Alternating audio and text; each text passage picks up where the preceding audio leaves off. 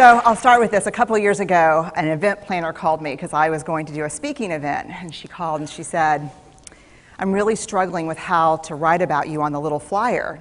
And I thought, well, what's the struggle? And she said, well, I saw you speak, and I'm going to call you a researcher, I think, but I'm afraid if I call you a researcher, no one will come because they'll think you're boring and irrelevant.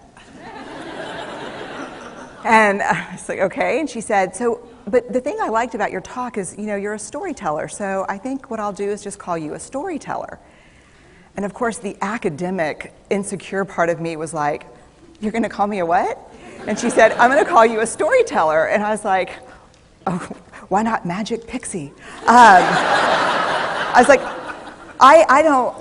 let me think about this for a second. And so I tried to call deep on my courage, and I thought, I am a storyteller. I'm a qualitative researcher. I collect stories. That's what I do. And maybe stories are just data with a soul, and maybe I'm just a storyteller. So I said, you know what? Why don't you just say I'm a researcher storyteller? And she went, there's no such thing. So I'm a researcher or storyteller. And I'm going to talk to you today. We're talking about expanding perception. And so I want to talk to you and tell some stories about a piece of my research that fundamentally expanded my perception and really actually changed the way that I live and love and work and parent. And this is where my story starts.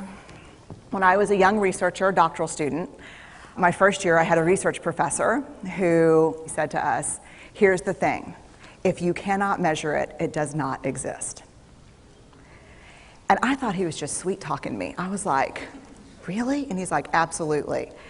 So you have to understand that I have a bachelor's in social work, a master's in social work, and I was getting my PhD in social work. So my entire academic career was surrounded by people who kind of believed in the life's messy, love it, and I'm more the life's messy, clean it up, organize it, and put it into a bento box. And so to think that I had found my way, to found a career that takes me, really one of the big sayings in social work is lean into the discomfort of the work. And I'm like, knock discomfort upside the head and move it over and get all A's. That was my mantra. So I was very excited about this. And so I thought, you know what? This is the career for me because I am interested in some messy topics, but I want to be able to make them not messy. I want to understand them. I want to hack into these things that I know are important and lay the code out for everyone to see.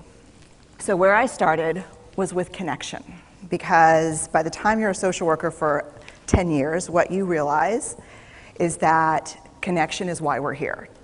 It's what gives purpose and meaning to our lives.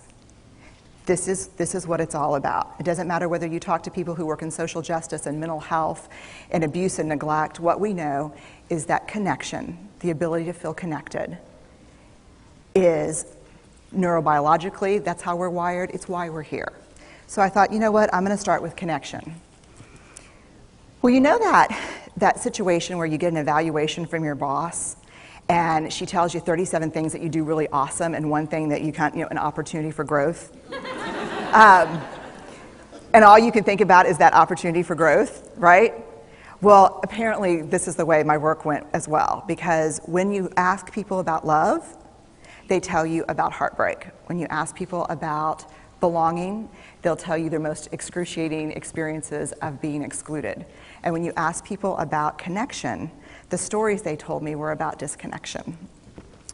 So very quickly, really about 6 weeks into this research, I ran into this unnamed thing that absolutely unraveled connection in a way that I didn't understand or had never seen. And so I pulled back out of the research and thought, I need to figure out what this is. And it turned out to be shame. And shame is really easily understood as the fear of disconnection.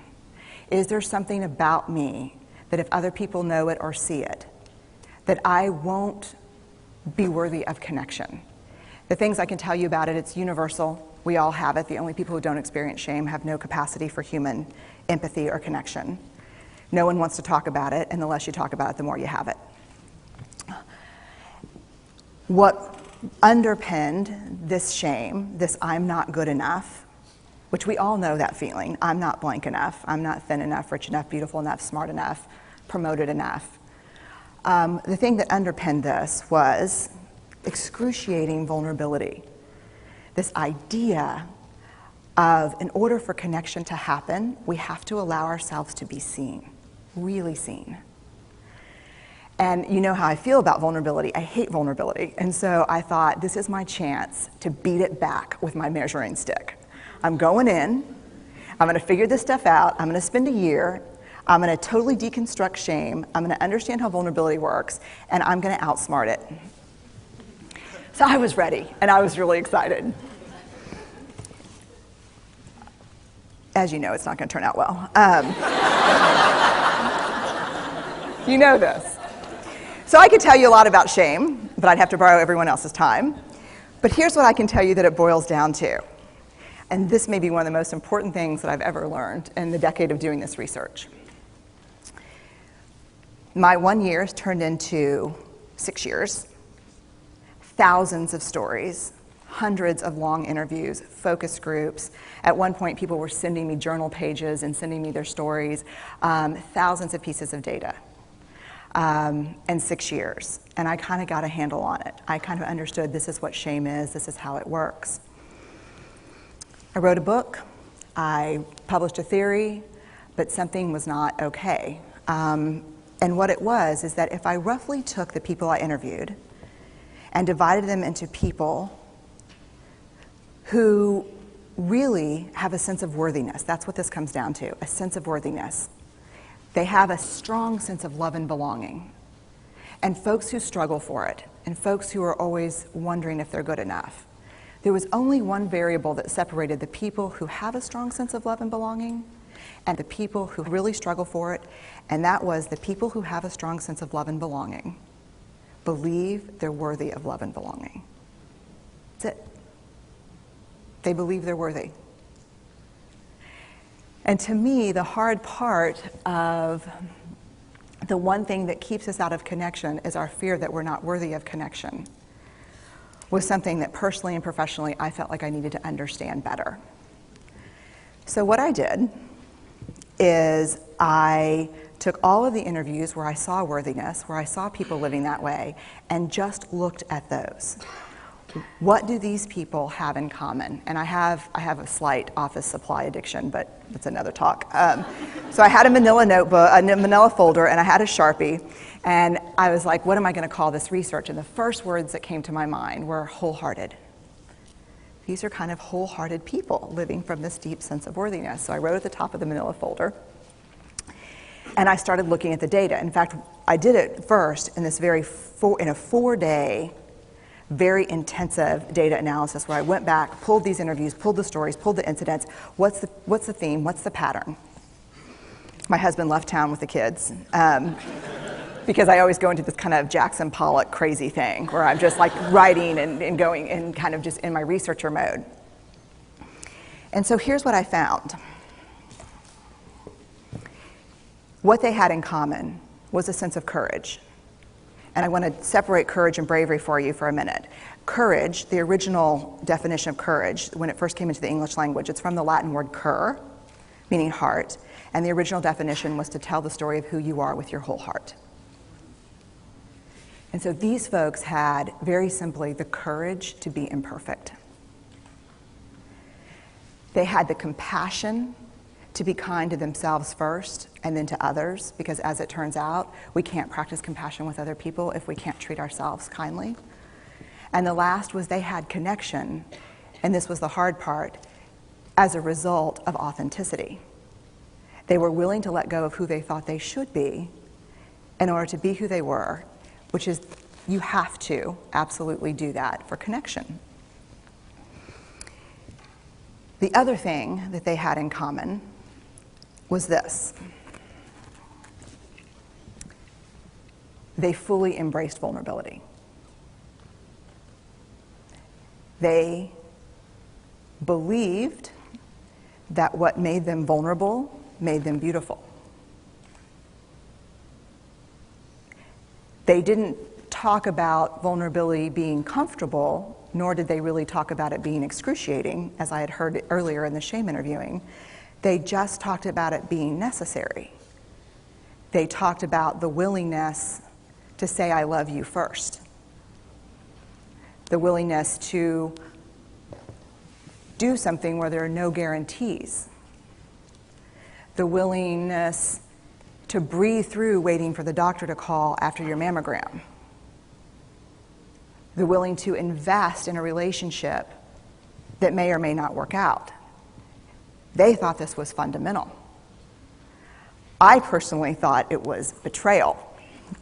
I could not believe I had pledged allegiance to research, where our job, the definition of research is to control and predict, to study phenomenon for the explicit reason to control and predict. And now my mission to control and predict had turned up the answer that the way to live is with vulnerability and to stop controlling and predicting. This led to a little breakdown, which actually looked more like this. And it did. It led to I call it a breakdown, my therapist calls it a spiritual awakening. Spiritual awakening sounds better than breakdown, but I assure you it was a breakdown. And I had to put my data away and go find a therapist. Let me tell you something.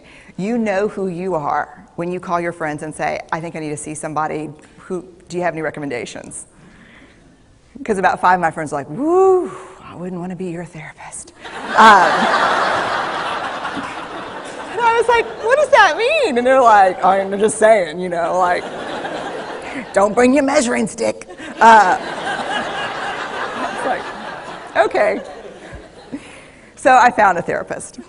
My first meeting with her, Diana, I brought in my list of the way the wholehearted live.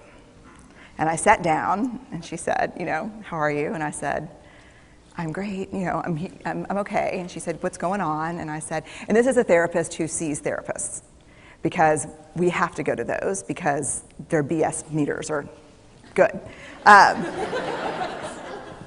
And so I said, here's the thing, I'm struggling. And she said, what's the struggle? And I said, well, I have a vulnerability issue, and I know that vulnerability is kind of the core of shame and fear and our struggle for worthiness, but it appears that it's also the birthplace of joy, of creativity, of belonging, of love, and I think I have a problem, and I need some help. And I said, but here's the thing, no family stuff, no childhood shit, I just need some strategies.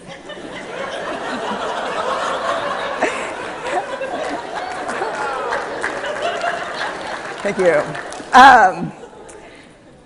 So she goes like this. And then I said, it's bad, right? And she said, it's neither good nor bad. It just is what it is. And I said, oh my God, this is gonna suck. And it did, and it didn't. And it took about a year. And you know how there are people that, like, when they realize that vulnerability and tenderness are important, that they kind of surrender and walk into it? A, that's not me. And B, I don't even hang out with people like that. For me, it was a year-long street fight. It was a slugfest. Vulnerability pushed, I pushed back. I lost the fight, but probably won my life back.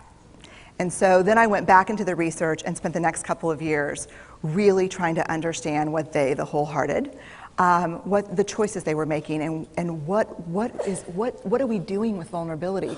Why do we struggle with it so much? Am I alone in struggling with vulnerability? No. So this is what I learned. We numb vulnerability. When we're waiting for the call, it was funny, I sent something out on Twitter and on Facebook that says, how would you define vulnerability? What makes you feel vulnerable? And within an hour and a half, I had 150 responses. Because I wanted to know, what's out there. Having to ask my husband for help because I'm sick and we're newly married. initiating sex with my husband, initiating sex with my wife, being turned down, asking someone out, waiting for the doctor to call back, getting laid off, laying off people. This is the world we live in. We live in a vulnerable world. And one of the ways we deal with it is we numb vulnerability. And I think there's evidence, and it's not the only reason this evidence exists, but I think that it's a huge cause. We are the most in debt, obese, addicted, and medicated adult cohort in US history. The problem is, and I learned this from the research, that you cannot selectively numb emotion.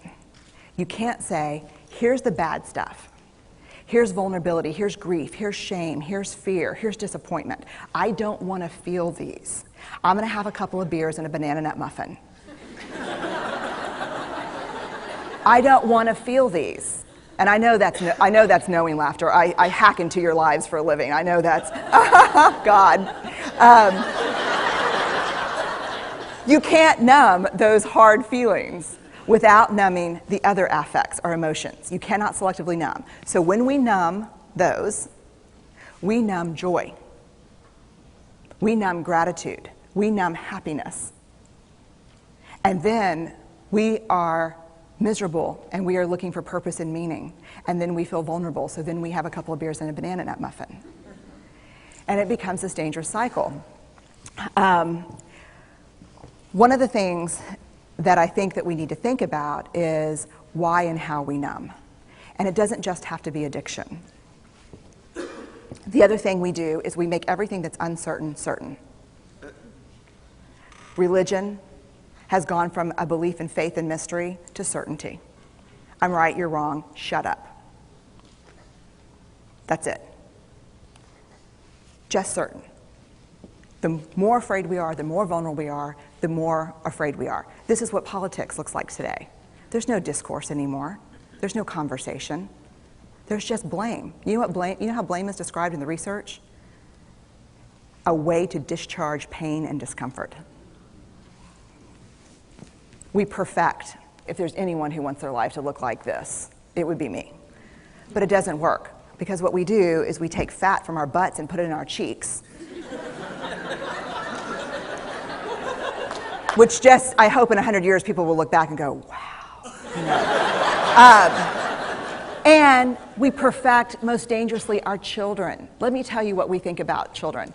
They're hardwired for struggle when they get here. When you hold those perfect little babies in your hand, our job is not to say, look at her, she's perfect. My job is just to keep her perfect, make sure she makes the tennis team by 5th grade and Yale by 7th grade. That's not our job. Our job is to look and say, you know what? You're imperfect and you're wired for struggle, but you are worthy of love and belonging. That's our job. Show me a generation of kids raised like that and we'll end the problems I think that we see today. We pretend that what we do doesn't have an effect on people. We do that in our personal lives. We do that corporate, whether it's a bailout, an oil spill, a recall. We pretend like what we're doing doesn't have a huge impact on other people. I would say to companies, this is not our first rodeo, people. We just need you to be authentic and real and say, we're sorry, we'll fix it. But there's another way, and I'll leave you with this. This is what I have found. To let ourselves be seen, deeply seen, vulnerably seen. To love with our whole hearts, even though there's no guarantee. And that's really hard, and I can tell you as a parent, that's excruciatingly difficult.